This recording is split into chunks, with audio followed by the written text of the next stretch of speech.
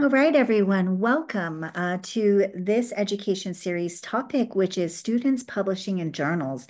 I'm super excited about this topic. I think it's a really important one. We know that oftentimes our undergraduate researchers might publish with their faculty in a co-authored article, or may even take their projects and independently publish them in a range of platforms of journals to even blogs or other spaces your works might circulate.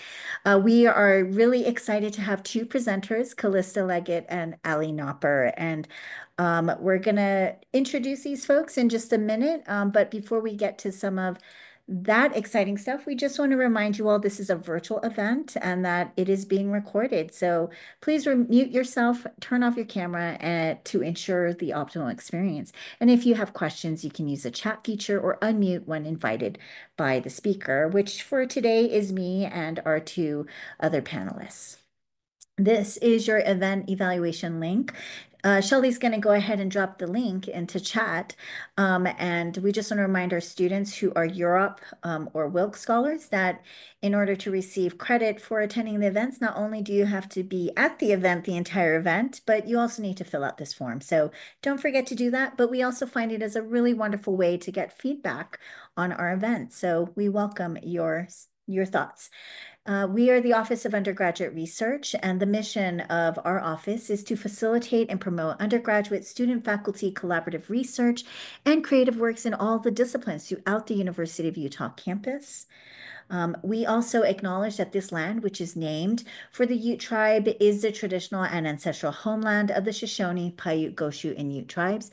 The University of Utah recognizes and respects the enduring relationship that exists between many Indigenous peoples and their traditional homelands. We respect the sovereign relationship between tribes, states, and the federal government, and we affirm our university's commitment to partner with Native nations and urban Indian communities through research, education, and community outreach activities. So my name is Dr. Annie Isabel Fukushima. I'm the Associate Dean of Undergraduate Studies, and I run the Office of Undergraduate Research. I'm super excited to have two folks here who are going to introduce themselves. We'll go in the order of Kalista and then Ali. So just introduce yourselves to folks in the room. Right. Hi, my name is Kalista. I am a third year student here at the U. I'm majoring in biology, health, society, and policy, and international studies. And I have done research with the Office of Undergraduate Research for quite some time. And I'm super stoked to be here. Hi, my name is Ali Nopper. I am double majoring in chemistry and biology, and I'm currently a fourth year student in my last semester at the U. And my research for the past 2 years has been mainly focusing on organic chemistry and organic synthesis of small molecules. Yeah, so thank you both for being here. I'm just so happy to have you in conversation. And the way it's going to work, folks, today is I'm going to ask questions. Ali and Callista are going to answer those questions. And then at the end, we will open it up for question and answer with the audience, which Ali and Callista will lead that conversation. So we just want to let you all know about the format. And so the first question is, we're just going to kind of start with, for the both of you, is where have you published? And tell us why that journal and how did you find it or learn about it? So where have you published? Why that journal? And how did you learn or find out about it? So I'm going to go ahead and go in a stop screen mode because I think it's sometimes really nice to hear from our speaker. And so we'll go in the order of Ali, then Callista. So I have published in Range. That is like my most recent publication. So it's our University of Utah, a research journal that we have. It's a super unique opportunity for undergraduates. So that's kind of why I chose it and was interested in it. And I heard about it from the URSD, which is a research designation that you can get if you publish, if you present, and also do 2 semesters of research. So you get a cool cord and you also get a designation on your transcripts. So I wanted that. And so one of the components was publishing in Range. And then I also currently have 2 manuscripts that are in preparation. So one is from Germany. I did research in Germany this past summer. So that one will probably be published in early 2026 since that project's still ongoing. And then my other one is with the research I've been doing for the past 2 years with Dr. Andrew Roberts in the Department of Chemistry. And that manuscript is in preparation and should be hopefully published by the end of the summer. So that's super exciting.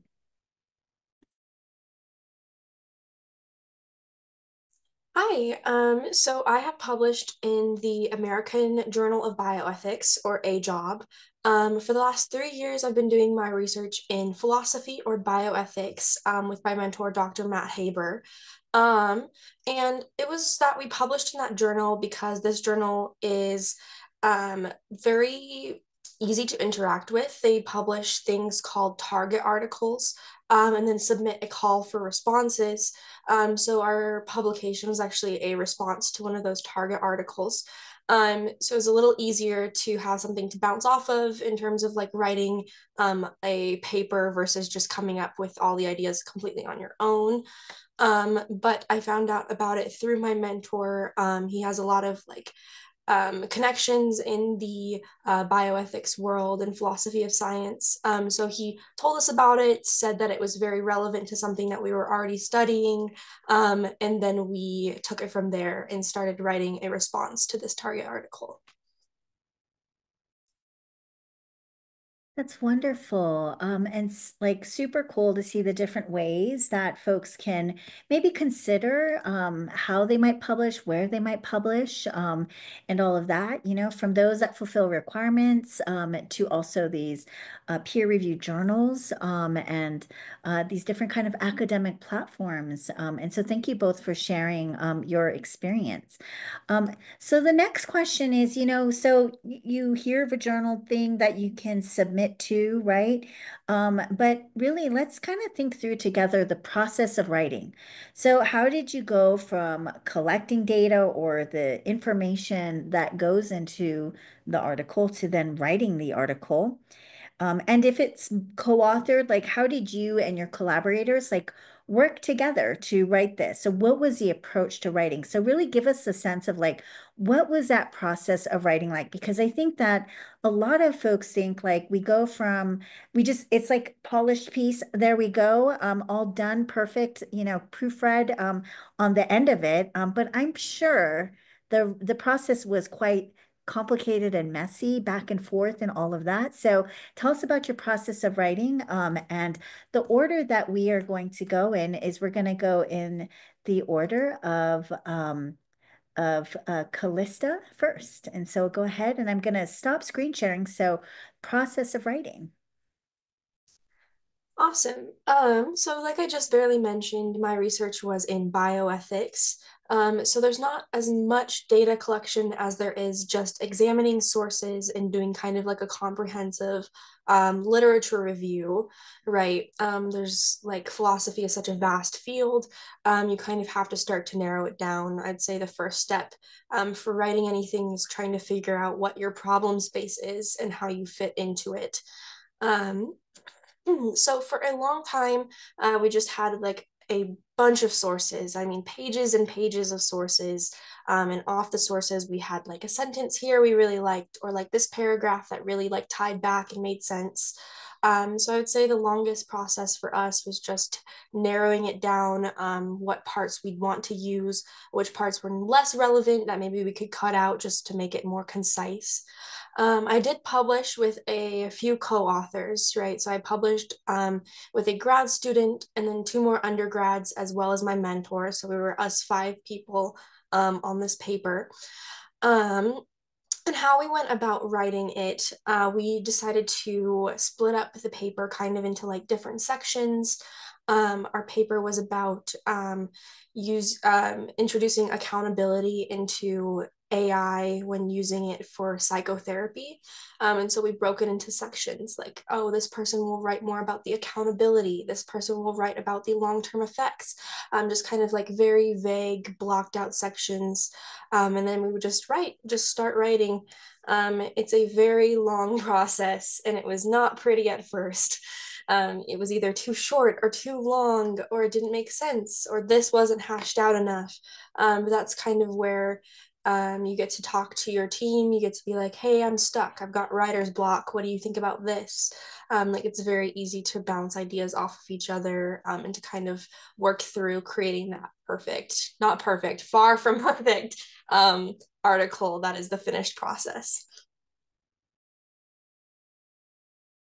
Yeah, Allie. so for Yeah. me, it was a little bit different. There's a lot of literature review obviously involved, but most of my research comes from wet lab experience. So you have to be fully like in the lab and gaining data from the lab and your experiments. So for collecting data, it does take about like a few years per paper. So like I said before, I have been working in that lab for 2 years. And the project was already ongoing by then. So for my grad student, it has been about 5 years of work of collecting this data. And you do want like a lot of like comprehensive information. So starting with the literature review of kind of background. And that's what my abstract kind of was for when I published in Range. That was more of a general abstract of the direction that we're going. And I did a lot of literature review on the current landscape of the project. What are like the current methods that are available, why they don't work, why they're not as high yielding, and then kind of discussing how our method might be able to be more efficient than these current methods. So that was what I did for range. But then for the current one that's in currently in preparation, that one is a full encompassing paper that will be going more towards like high impact papers that are specifically organic chemistry instead of a like more general audience. And so that one, since it is my grad student's project, he will be first author on that, and he will be the main person writing that paper. And then I will go through the editing and also like approving figures and things. But my job for that paper, it kind of depends on what paper and who started the project of how much involvement you have. But my main job is to make the molecules and to try to finish the paper with him. So we're almost done. We have to show at the end of many organic chemistry papers, they have a thing called a substrate scope, which is basically showing your methodology and how it can be applicable to a bunch of different molecules. And so you have to make those molecules to prove that it's efficient. So that's kind of where we are right now. And then once that's there, we can publish our yields and everything. And that's kind of the final data that we need in order to write the article. But it will be going up like basically until the end of when we're publishing. So like Dr. Fukushima said, it is not a stopping point. Okay, I'm done with all my research and I can go publish now. Most of the time, people are still conducting that research while simultaneously starting to write the background information and things like that. Yeah, it sounds like that sounds really great. And I guess because you brought up Allie and Calista, maybe if you want to chime in afterwards too. So we'll start with Allie. I'm going to do a follow-up question, which is how did you establish the author order? What was that conversation like and all of that? Yeah, so for me, I was just excited to get my name on a paper. So I wasn't super specific about what order or anything. I was just honored to be able to be a part of it. But it does have to do with kind of who started the project, who is the main leader of the project. I'm normally a grad student, and then the PI is all the way at the end of just kind of like the PI position is at the end of the paper, showing it's their lab and their funding. But for me, it was the grad student, and then I will be second author for that paper, and then another undergrad. And you can also have authors that are equal. So there's like a symbol that you can put where it's like kind of like a addition symbol where you can equally be represented on that paper. And so people can see that, and it's not in a specific order, but you both did equal amounts of work. And then for the range article that I wrote by myself, that abstract. So I was first author, but still obviously included all of my fellow colleagues that helped me with collecting that data. Yeah, I agree. So, the paper I wrote was also with a grad student, so they were first author because it was their project. And then for the rest of us, my mentor or PI was at the very end, because again, he did less of the writing and more of just like review and editing. And then for us three grad students, we discussed it a little bit and kind of felt that we did do it equally. And so we just said the most fair way would just to be in alphabetical order. So that made my colleague the first or second author, and then I was third, and then the next person was the fourth author. Because again, we all did it equally, but didn't really have a better way of solving the problem than just doing that. Yeah, folks get themselves in a tizzy when it comes to author order, right? So you need to really have those conversations early on, even before the writing begins, and have that conversation. And I think that then from there, people can be in agreement, right? Like of where they are and all of that. So that, thank you both for reflecting on that, and that the writing process is a lot of this, like back and forth over time. I appreciate like it's a long process, right? And all of that, that you keep working through it. You know, I'm kind of curious to know, like, what was the editing process like for both of you? Like, did you simultaneously edit? Did you take turns editing? You know, I know this is in the weeds, folks, but like we really want you to think about stuff like this because otherwise it's abstract. And like I think when students are co-authoring with faculty and graduate students, they don't know how they're going to enter the paper. And so I'd love to hear from, maybe we can start with you, Callista, is if you can share like what was that back and forth like? What did you work in? Did you work in like Google Docs or like was it like an attach, like literally like demystify that for them? So it's like, how did you receive? Was it a hand paper? Were people still handwrite? You know, I don't know. You tell me. Yeah. Yeah, of course. That's a good question. So we did most of our writing in a Google Doc. I think it's just the best place to go for like collaborative writing. But it's interesting that you should mention like a handheld paper because at some points during the editing process, we would print it out and we would highlight things and just kind of talk about it in a big group. I think there's something to be said about the fact that reading it online and reading it in person out loud from a paper that you're holding can kind of give you a different perspective. I'm really fortunate that my mentor, Dr. Haber, has written a lot of papers with undergrads before, and he was um, very helpful in the editing process, keeping track. He kind of had like a rap sheet of all of our different contributions. He would say to us repeatedly that he wanted to make sure that our voice was still heard in the paper. So throughout the editing process, he was kind of an advocate for making sure that none of our contributions was too edited out or was too like was taking over, that everyone had kind of like an equal voice in the paper. So I'm very grateful for that. I recognize maybe that's not a common thing.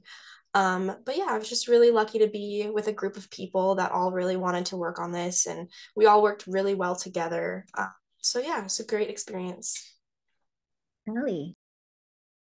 Yeah, so for my abstract that I recently published, that one was a lot of me first writing a first draft and then sending it to my grad student, us back and forth for probably 2 weeks, and then sending kind of my final draft to my PI who gave me those final edits and then publishing that.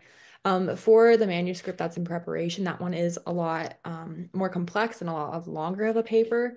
So my grad student and my PI will mainly be working on it together to kind of get that first draft. And then we have group meetings every week, subgroup meetings. So I've seen in the past, like he's shown like the figures and like asked the whole group, not just the people on the paper too. Like, is there anything that looks like off about this figure? Do you think it's like comprehensive? And also making sure that depending on where we are submitting the paper, that it is applicable to any sort of audience that sees it. So some people might not have as much of an organic chemistry background. We want to make sure there's portions of the paper that are more figure driven versus wordy. But yeah, it's a lot of back and forth. So you cannot delay it and wait until like the last second. Because every day you have to like take like a full day of editing. It does take a lot of time. And also obviously your PI and grad student are have their own lives and are working on their own projects separate from this paper. So it does take quite a while, but it's really cool to have the opportunity to collaborate with a bunch of people that have already written papers and kind of know what the review committees are looking for, things that they might appeal, things like that. So yeah. Thank you both. And, you know, just for the audience to think about is like, you know, there's different strategies for co-writing. I've had it done where we literally are reading the paper out loud together and moving sentence by sentence. I've had other collaborations where we worked on different chunks as that was described, and then we then went through individually and then read it and then marked up and then back and forth and all that. I've had colleagues where we puked on a paper and then we shared it and then we like tried to figure out how do we meld this puke on a paper together and figure it out from there. And so there's really no single way to do your co-writing together. But what's really, I think, important is clear communication about how you're going to go about doing it, and also working backward from deadlines. So knowing like when does this need to be out? So what do we need to do in advance of that? So it's not like, it's not so stressful to deadline hour. And a lot of journals have rolling deadlines or even just open deadline. You just submit and then you will then hear from the journal at some point. And so for peer review, it might take a little bit long depending on if they're able to get reviewers right away and the journal's commitment to getting back to authors and all of that. So all of that stuff is just, yeah, it's really exciting. Exciting stuff to think about. So I'm going to now go into the next set of questions. And so I am going to have us now think about the next set of questions, which I believe everyone can see this. So the next question is, tell us about any surprises or challenges you experienced in the writing process. And we're not trying to get anybody in trouble in the Zoom room. So just know that, but writing is there are surprises that happen and there are challenges that always come up in the writing process. And so we'll go in the order of Allie and then Callista. I would say one of the surprises that I had that I definitely wasn't expecting, was kind of so much literature to go through that it was kind of overwhelming. I thought for some reason that when I started writing that I would have too little information to work off of, and I would like take a while and I would have to talk to a bunch of my like lab mates and stuff and try to figure out where these sources are. But instead, it was almost like too many sources. There's so much that's already in the landscape of organic chemistry specifically. And you want to make sure that you're giving credit where it's due also. So trying to make sure that you do enough research where you're crediting everyone and then also doing enough research that it's like a comprehensive background information. I think the background was the most difficult portion for me, just to because that's where you want to show why your research is important, kind of like what the purposes of the research, and then after that, the kind of literature review of what's already existing in organic chemistry. There's just a lot to go through. So I kind of had to go down and cut down my sources, try to find sources that had multiple like parts of information that I needed, instead of doing one source per sentence, things like that. So yeah, that was definitely probably the most challenging portion. I would have to agree with Allie. That is also one of the challenges that I faced. But the most annoying thing I'll say is just having a word count. A lot of journals that you can publish in require that you have some sort of a word count. I believe ours was like between like 2,000 words to 3,000 words. It was a little bit bigger. Um, but oh my goodness, just you either write too little than that, like you need to write more, or then you write too much, then you add your citations, and now you're way over, and you're like, oh my goodness, what am I going to do? I can't chop anything down. So it's kind of surprising, but just having that word count is very annoying. Yeah, and the word count is, folks, because it's printed oftentimes. And so literally print, journals don't want to be printing like, encyclopedia for the journal and then having to mail that out to readers. And so really it's about the efficiency of space and all of that. And so you're right, there are word counts to think about and all of that. And so yeah, thank you both for sharing. Is there anything else folks wanted to share, Allie or Callista, before we move on to the next question? I guess I could add one more thing. Yeah. Just kind of like the difference between normal writing in college and the difference between being like scientifically literate. It was kind of a challenge to change my writing and change kind of my rhetoric, of what is expected within the chemistry community versus just writing a paper and essay for university purposes. So that was definitely a learning curve. It was a lot of reading kind of people's prior things like my grad students, like proposals, GRE things. and kind of seeing how he worded it, how he framed it. That was super helpful, reading things from IPI, his past literature and things that he's published, kind of to get a better sense of how they structure it. But once you kind of like gain those opportunities and kind of like gain that experience with just reading a lot of literature, you do start to get the hang of it, of kind of like the standards that they have within the community. Yeah, I appreciate that because each field it varies, right? So I have published in law journals, which then it's like it's going to be cited potentially by courts, right? So the audiences are very different than when I publish in a journal where I'm speaking to people in my field, right? Then we're like show off the jargon, right? We want you, that's totally fine. But then it's very different than if you want to say you want to publish in something that is going to be open access, and the intention of that journal platform is for the lay person, right? And so you're right, there's different types. Yeah, thank you for sharing that. Callista, did you want to add anything else before we move? We're good to go. So, thank you both for kind of helping folks to think about stuff like that. We're now going to move into then the next question, which is, we're going to demystify this process of submission, right? So what was the process of submission like? How involved were you in the actual submission process? And I know for you, Ali, that you have one that is like it's a mystery maybe to you, but there's one that you were very involved in. But maybe you actually do know the other one. Maybe they've walked you through that, so share that.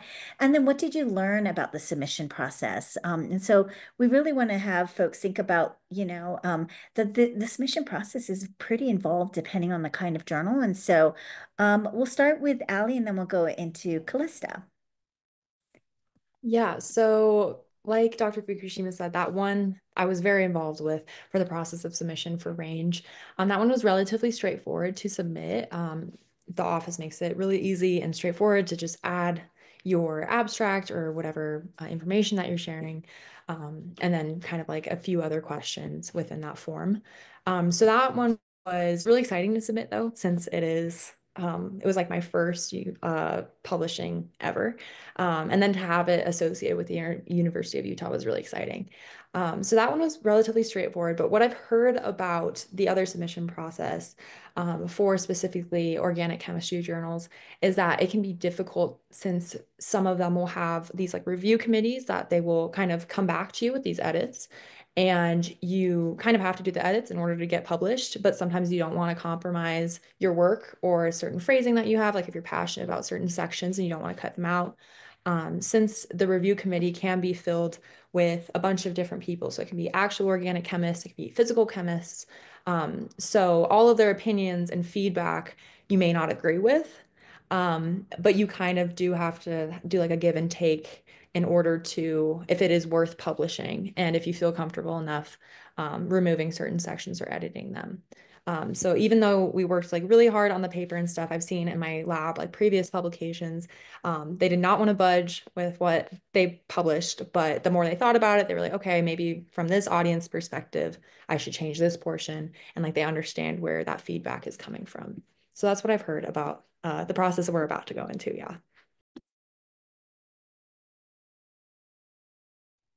So I published in a peer-reviewed journal, and a little bit about how that process worked, is that we first had to submit an abstract to them. They wanted to know just a little bit about what our paper was going to be about. I don't even think we had a paper written at this point. We just needed to know if they would be interested. They kind of are a little bit pickier about what goes into their journal. And so once we got the approval from them, they liked our abstract. I think then we started getting to work writing our paper. Um, there was various drafts along the way. When we did finally submit to them, they gave us a referee report, or kind of like a list of edits that we would need to make, things that we could change. And kind of like Ali was saying, you can, choose to make those edits if you want to get published. It's not like they're aiming to tear you down or to destroy your paper. They want to see you get published. They're kind of invested a little bit at this point as well. And so it's like you're working collaboratively to publish this paper. It's not like there's like a great mystery or like it's a test and you either like pass or fail the test. They do want to see you get published. And so then after we made those edits, we sent them back the actual final thing, and then it got accepted to the journal, and then they published it. So it was like a couple steps of the process. I think throughout the process as well, we could always like ask questions or get feedback if necessary. So yeah, it's not that scary. I mean, it is scary, but you can do it. They're on your side. Yeah, and I think one of the things that they're both describing. So, yes, the undergraduate research journal is very generous. The reviewer is actually the faculty mentor for that. And so there is somebody who's looking at it that we are asking that they have approved it. And that is still required.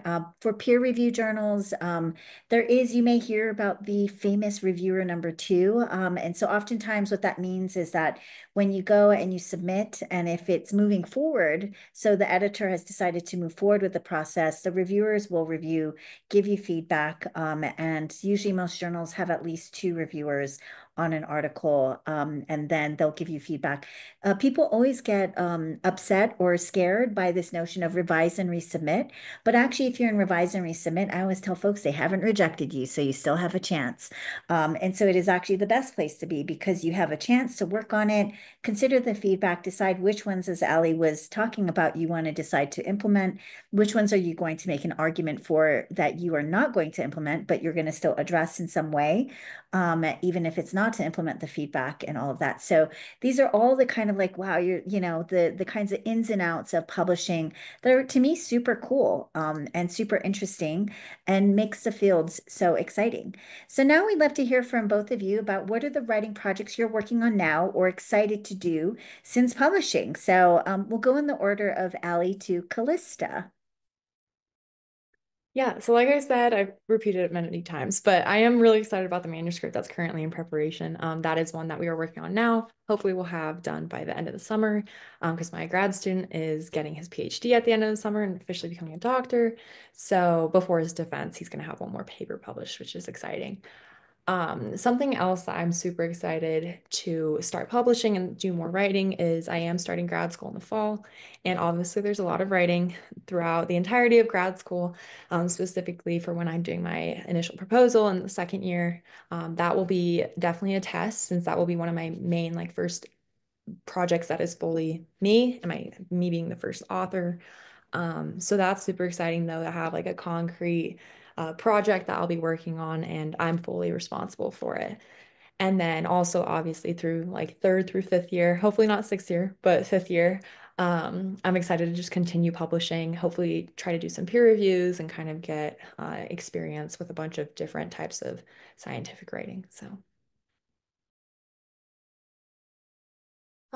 I've still been with my lab ever since we published. That was in 2023, so that was 2 years ago.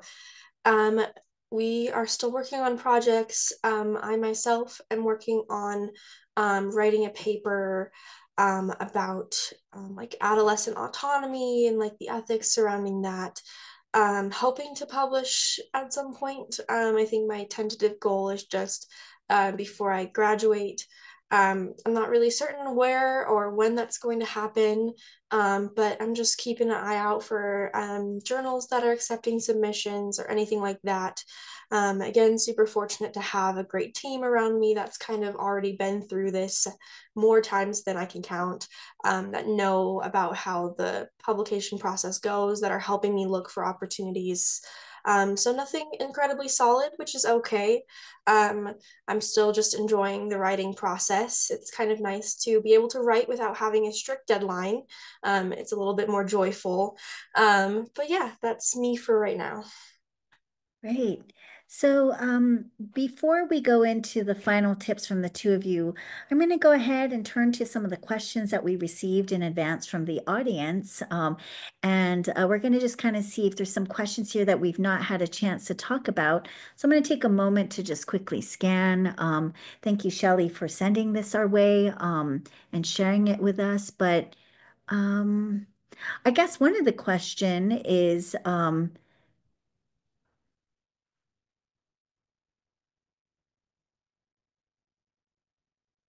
what is a typical timeline for writing to publication? I think, Allie, you kind of grappled with this a little bit, but maybe both of you could grapple with it. So, what is a typical timeline? And I don't think I'm going to just say there is a typical timeline. It varies, but maybe you just want to share. So, Allie, you said years. And Callista, would you say also, would for you, it sounded like it was a little bit different process. So, how long was it for you all? For us, I think it took maybe like 4 or 5 months, give or take. We were working with a deadline, so there was a call for submissions put out for this journal. Then we submitted our abstract at a deadline, and then they wanted the actual paper by a separate deadline. So it was just, it's very guided by that. Versus again, what I'm doing right now does not have a single deadline. I'm kind of just going with the flow. So it very much just depends on what your goals are and what you're aiming for. Allie, do you want to add to that? Yeah, I would say specifically within the field of chemistry, I can speak to it a little bit, is that different types of chemistry and just sciences in general have very different timelines. Like you said, there's no guaranteed timeline. It could be years, could be months. But a lot of it also has to do with collaboration. So some people, like if you don't have access to certain materials or certain equipment, taking that time to have to find a collaborator, actually collaborate with them and do all the measurements and everything can also add like an extra year even. So depending on the school that you were at, it and their resources, it does have a really big impact on how long it takes for you to publish, which is something I didn't think about before. But yeah. And another question is, how did you figure out how to structure your paper? So what did you do to figure that out? And so we'll go with Ali to Callista. Yeah, for the structure, I kind of mentioned it before, but doing a lot of literature reviews and searches is probably the best tip that I have for that. I read so many papers and did so much research on just the background portion. And through that, when you are gaining information that you're going to incorporate into your paper, you also are seeing their structures and how they structured their materials, how they structured their figures, and everything like that. And you can kind of see if you like prefer one way versus the other. But yeah, just reading literature in general and gaining that experience is probably the most important part for how I structured mine. I kind of incorporated all of them and kind of mimic some of their sections of like the order or the certain subtitles and things like that um, of how I wanted to section out my paper. Because I was writing in philosophy and bioethics, I think the structure of the paper very much varies. Um, because we were responding to a target article, our paper layout was more like response to their paper, introducing our new argument, explaining our argument, defending, like there's a bunch of different stuff. Whereas maybe someone who's not responding to a paper would not have to do that entire big section and just could go into presenting their like ideas, their argument, not having to defend it as much. So it very much just depends on the context of your writing and how you're, or if you're responding to something.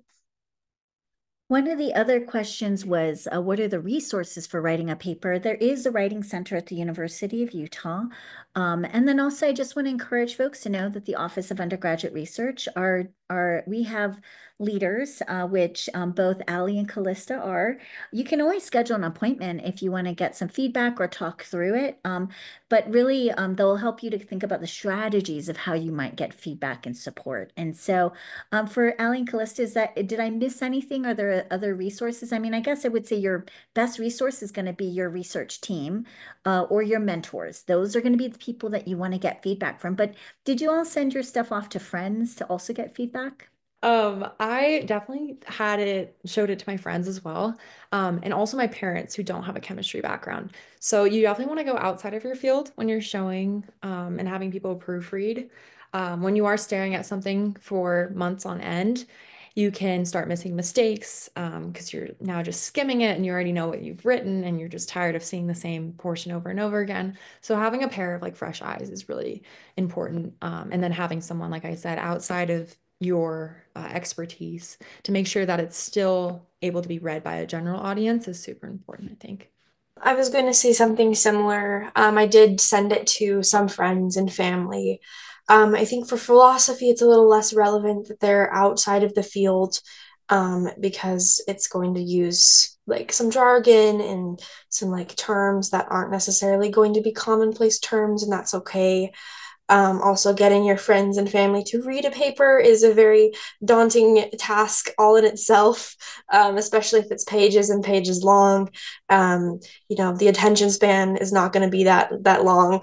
I think for our team, we would reach out to people like other students from the class just to get their opinions. I know my grad student reached out to some of his colleagues to get their feedback as well. So it's kind of just like whoever you know that's willing to read it to give some feedback. Yeah, and some tips for you all that are early in your writing is do a reverse outline. So that means after you've written the paper, take the topic sentences, see does the structure still flow afterwards? And if it doesn't, you might want to think about either stronger topic sentences or organization. I also have at times, depending on the paper, read my paper backwards, sentence by sentence, because then I move myself out of the context of familiarity to then looking at it sentence by sentence, but all kinds of tips you can learn by going to a writing center and they can help you out there. And so we are going to move into the final question for our panelists, which is what did you learn from publishing in the journal that you think is an important tip to pass on? And so just your fun tip that you would love to leave the audience with, and we'll go in the order of Kalista to Allie.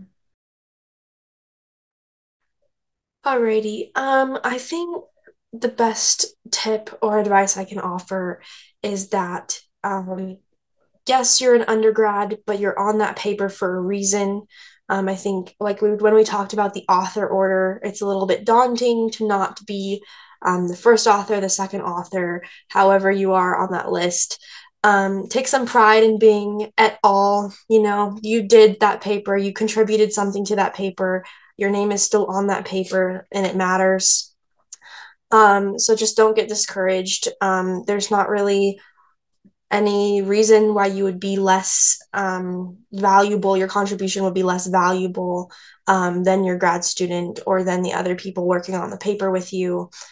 Just take some time and realize that you're there for a reason and that you belong on that paper. Yeah, I fully agree with Calista. It does kind of, you get imposter syndrome sometimes because even your name is just on there. Doesn't matter what order, but just because it's on there, you do deserve to be a part of that paper. They did choose you for a reason, and your work reflects that in the paper.